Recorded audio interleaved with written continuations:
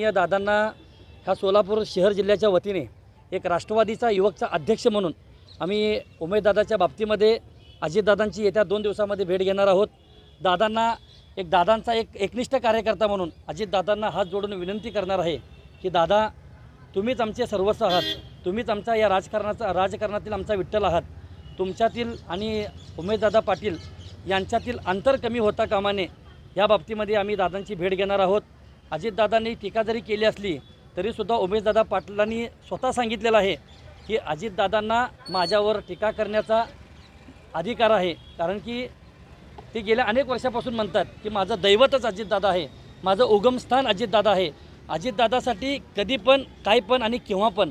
म्हणून आज मी दादांना सांगू इच्छितो की दादा, या महाराष्ट्रामध्ये जो एकनिष्ठ कार्यकर्ता जो आहे अजितदादांच्या विचारांचा, तो फार आतुरतेने आपल्या निर्णयाकडे पाहत आहे, कारण की आज उमेशदादा पाटलांनी अजितदादांसाठी